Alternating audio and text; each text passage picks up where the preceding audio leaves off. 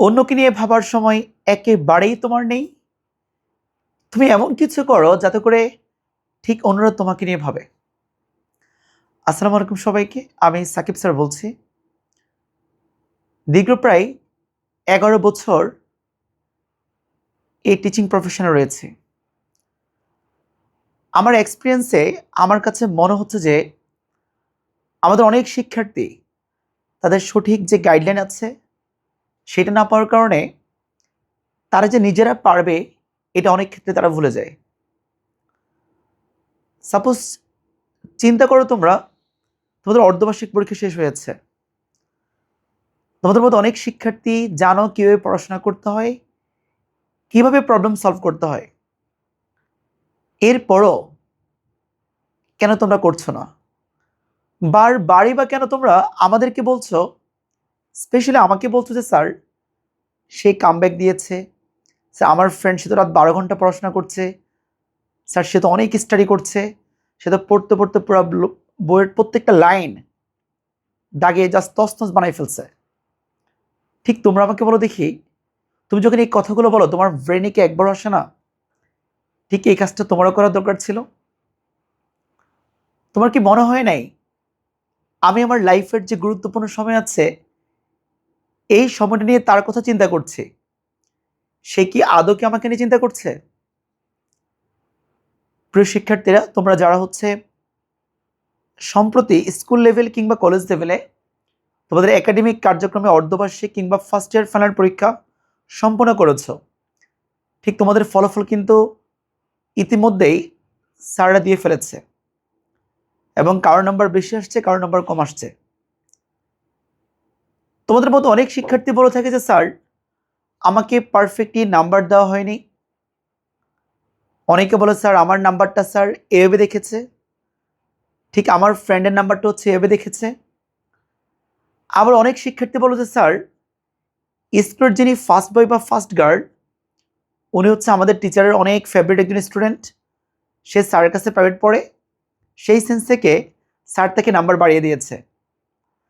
আমার কথা হচ্ছে, আমি যদি সব কথাই সত্য ধরি, তুমি আমাকে বলো দেখি তুমি কি করেছো, বলো আমাকে। তুমি যদি তোমার পারফেক্ট জায়গায় পারফেক্ট নাম্বার তুলতে পারতে তুমি স্কুলে ফার্স্ট হতে। তুমি সিকিউ নাম্বারে কম বেশি কাউন্ট করতে পারো। তোমাকে যদি আল্লাহ তাআলা ব্রেন দিয়েছে, তোমার কি মনে হয়নি সিকিউতে আমাকে নাম্বার কম দিয়েছে, আমি এমসিকিউতে কেন 25 পাইনি, আমি কেন 25-12 পেয়েছি, 25 আমি 15 পেয়েছি? তুমি তোমার সেরাটা ওই জায়গায় দেখাও যে জায়গায় দেখালে তোমার মনের মধ্যে কোনো কনফিউশন থাকবে না। ঠিক আমরা স্টুডেন্ট যারা আছি আমরা কিন্তু কখনো ব্যাপারটা এভাবে চিন্তা করি না।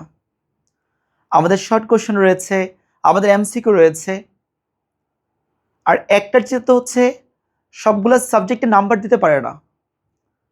যে টিচার যে স্টুডেন্টকে খুব পছন্দ করে, হয়তোবা তোমার খাতিরে আমি ধরে নিচ্ছি স্যার তাকে 5 মার্ক বাড়িয়ে দিয়েছে, স্যারও তো ক্ষমতা নেই 11টা কিংবা 12টা বিষয়ে নাম্বার বাড়িয়ে দেওয়া। সো সকল চিন্তা একেবারে মাথা থেকে ঝেড়ে ফেলো। তোমার সামনে সুযোগ আছে, তোমার সামনে সময় আছে। শুরু করবো নয়, তোমাকে এখন থেকে শুরু করা উচিত।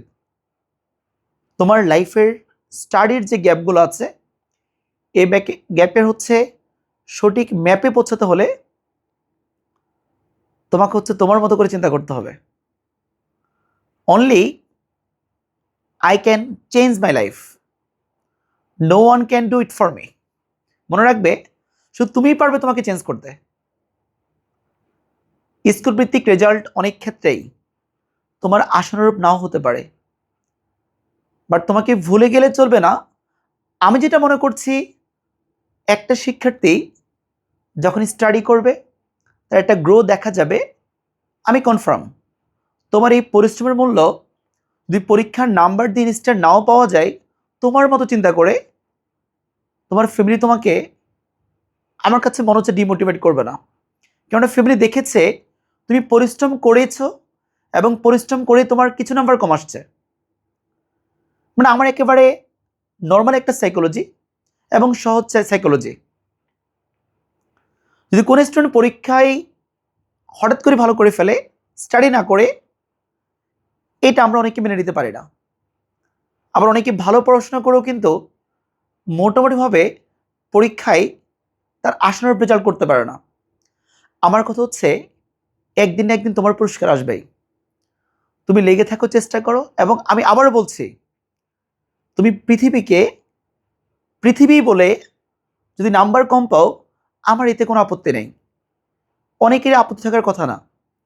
বাট তুমি কখনো পৃথিবীকে মঙ্গল গ্রহ বলবে না, কেননা পৃথিবীর যে গ্রহের, সেই গ্রহের তালিকাভুক্ত কিন্তু মঙ্গল গ্রহ না।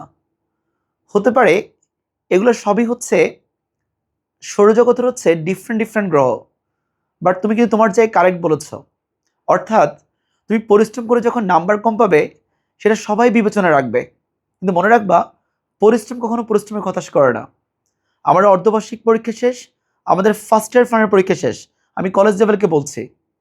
ঠিক তোমাদের আগামীর যে সময়গুলো রয়েছে, আগামীর যে পরীক্ষাগুলো রয়েছে, তোমার পড়াশোনার স্ট্র্যাটেজি চেঞ্জ করে সকল এক্সকিউজকে দূরে রেখে, সকল এক্সকিউজ, তোমার মতো অন্য একজন পারছে, তুমি কেন পারছো না? তুমি এমসিকিউতে দুর্বল, তুমি এসকিউতে দুর্বল, তুমি সিকিউতে দুর্বল, তোমার কোনো স্ট্রং পয়েন্ট আছে? তুমি আজ পর্যন্ত তোমার ফ্যামিলিকে দেখাতে পেরেছ তুমি কোনো না কোনো পরীক্ষায় সফল?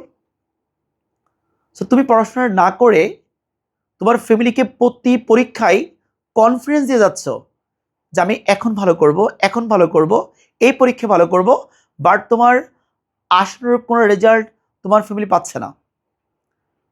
এবং আমাদের আরেকটা প্রবলেম হচ্ছে, আমরা ঠিক পরীক্ষার আগে প্রিপারেশন নিতে যাই, কিন্তু মনে রাখবা, দীর্ঘমেয়াদী পড়াশোনা কখনো স্বল্পমেয়াদী প্রিপারেশন হবে না। সো সবার জন্য অনেক অনেক শুভকামনা থাকবে। আবারও সেম কনসেপ্ট, সেম ডায়ালগ, অন্যকে নিয়ে ভাবার সময় তোমার নেই, এমন কিছু করো যাতে করে অন্যরা তোমাকে নিয়ে ভাবে। ধন্যবাদ সবাইকে, আল্লাহ হাফেজ।